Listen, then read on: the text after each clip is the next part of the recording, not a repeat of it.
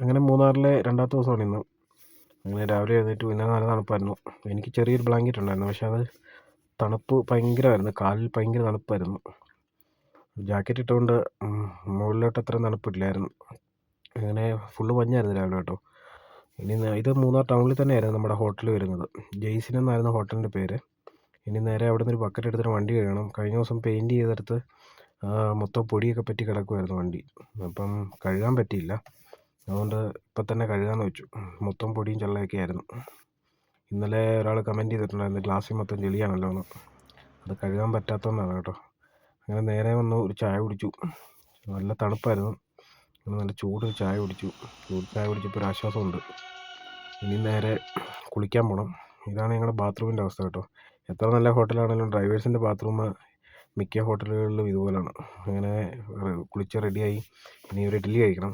അങ്ങനെ ഇഡ്ഡലിയും വടയും ഞാൻ പറഞ്ഞു. നല്ല ഇഡ്ഡലി ആയിരുന്നു കേട്ടോ. നല്ല സോഫ്റ്റ് ആയിരുന്നു ഇഡ്ഡലി. ചെറിയൊരു കടയായിരുന്നു, എന്നാലും നല്ല ഫുഡായിരുന്നു. അങ്ങനെ ഇഡ്ഡലിയൊക്കെ കഴിച്ചു. ഇനി അവരൊരു 9 മണിയാകുമ്പോൾ ഇറങ്ങി വരാമെന്നാണ് പറഞ്ഞത്. ഇനി ഞങ്ങൾ നേരെ പോകുന്ന മാട്ടുപ്പെട്ടിയിലോട്ടാണ്. അങ്ങനെ ഞങ്ങൾ ഏകദേശം മാട്ടുപ്പെട്ടി ഡാമെത്തി. മാട്ടുപ്പെട്ടി ഡാമിൽ തിരക്ക് കുറവായിരുന്നു. അങ്ങനെ അവരെ ഇറക്കി വിട്ടിട്ട് ഞാനിനി പാർക്കിങ്ങിലോട്ടാണ് പോകുന്നത്. പാർക്കിങ്ങിൽ ഇവിടെ 20 രൂപ കൊടുക്കണം നമുക്ക്. അത് ഗസ്റ്റ് തരത്തില്ല, നമ്മൾ തന്നെ കൊടുക്കണം. ഇതാണ് 20 രൂപ. അങ്ങനെ വണ്ടിയൊക്കെ പാർക്ക് ചെയ്തകത്ത്. ആൾ വളരെ കുറവായതുകൊണ്ട് മാട്ടുപ്പെട്ടി വിജനമായിരുന്നു. അങ്ങനെ അവർ കുറേ സാധനങ്ങളൊക്കെ മേടിച്ചു. ചോക്ലേറ്റൊക്കെ മേടിച്ചു. അങ്ങനെ ബോട്ടിങ് നിർത്തി വെച്ചേക്കുമായിരുന്നു. ഭയങ്കര കാറ്റായതുകൊണ്ട് ബോട്ടിങ് റിസ്ക്കാണെന്നും പറഞ്ഞ് അവർ ബോട്ടിങ് കയറിയില്ല.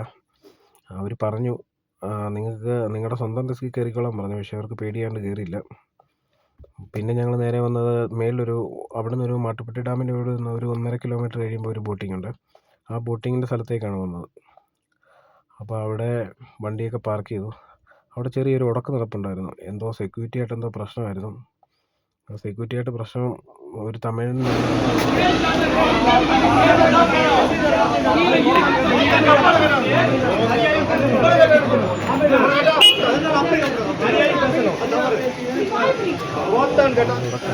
ஆளு சைஸும் பாருங்க. நீ சொன்னமா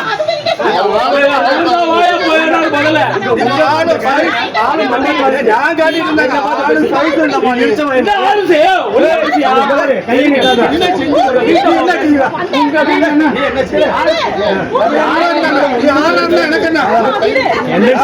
താഴേക്ക് പോയി.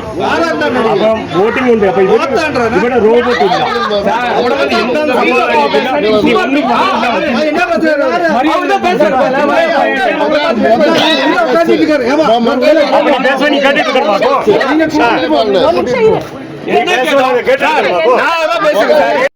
വഴക്ക് കണ്ടുകൊണ്ടിരുന്നപ്പോൾ എനിക്ക് കഴിഞ്ഞ് നല്ല വിശപ്പായിരുന്നു.